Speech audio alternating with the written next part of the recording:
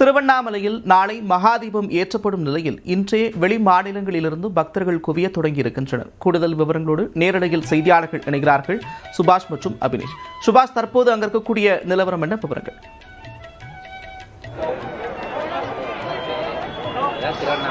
இந்த நினைத்தாலே முக்தி தரும் திருவண்ணாமலை, அதே போல கார்த்திகை தீப திருவிழா என்பது உலக பிரசித்தி பெற்றது என்பது நமக்கு அனைவருக்குமே தெரியும். 10ஆம் நாளான நாளை கார்த்திகை தீபமானது மலை உச்சியில் ஏற்றப்படுகிறது.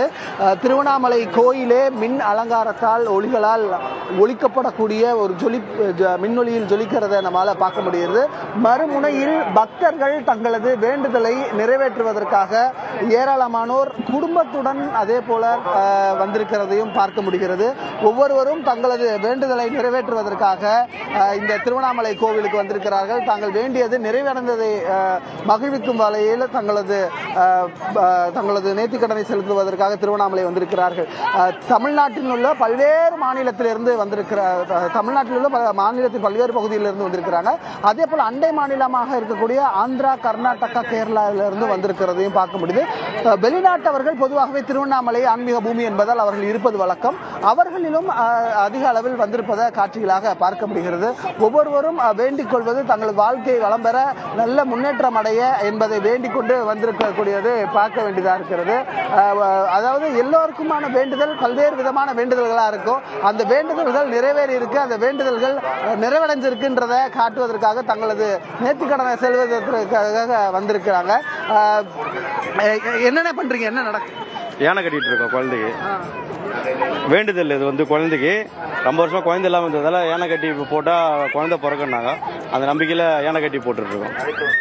நல்லா இருக்குது, நல்லா இருக்கு. நீண்ட நாள் குழந்தை இல்லாமல் குழந்தை பேர் கிடைத்திருப்பதற்கு நன்றி கடன் செலுத்தும் வகையில் இந்த தொட்டில் கட்டி, கரும்பில் தொட்டில் கட்டி அதை எடுத்து செல்வதை பார்க்கிறோம். இதே போல ஏராளமான பக்தர்கள் வந்து கொண்டே இருக்கிறார்கள்.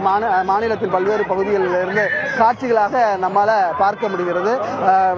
அதிக அளவில் மக்கள் கூட்டம் வருவதால் திருவண்ணாமலை சுற்றிலுமே போக்குவரத்து மாற்றம், காவல்துறை பாதுகாப்பு, வர்றவருக்கு குடிநீர் வசதி, அதே போல உடனடிக்குடனே மருத்துவ வசதி என அனைத்து ஏற்பாடுகளும் இந்த கோவிலை சுற்றி நடந்து கொண்டிருப்பதையும் நம்மால் பார்க்க முடிகிறது.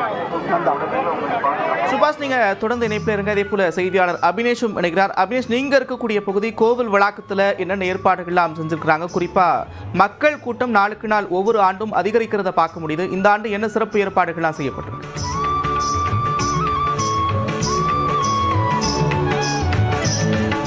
திருவண்ணாமலை அண்ணாமலையார் தீப திருவிழா கடந்த நவம்பர் மாதம் 24ஆம் தேதி கொடியேற்றத்துடன் இந்த திருவிழா தொடங்கியது. இந்த நிகழ்ச்சியின் மிக முக்கியமான விழாவாக நாளை 10ஆம் நாள் மகா தீபம் என்பது ஏற்றப்படும். முன்னதாக நாளை காலை அண்ணாமலையார் கோவிலில் சுவாமிக்கு சிறப்பு ஆராதனை செய்யப்பட்டு பரணி தீபம் ஏற்றப்பட்டு மாலை 4 மணிக்கு அந்த தீபம் என்பது இந்த ஒவ்வொரு மரபுப்படியாக பருவத ராஜகுல மரபினர் வழியாக அவர்களிடம் அந்த தீபம் கொடுக்கப்பட்டு மலை உச்சிக்கு சென்று அந்த மலை உச்சியில கொப்பரையில் இந்த மகா தீபம் என்பது நாளை மாலை 6 மணிக்கு ஏற்றப்படும்.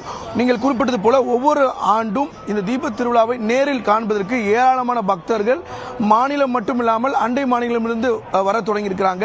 கடந்த சில ஆண்டுகளாகவே பக்தர்களுடைய எண்ணிக்கை என்பது லட்சக்கணக்கில் உயர்ந்து வருகிறது.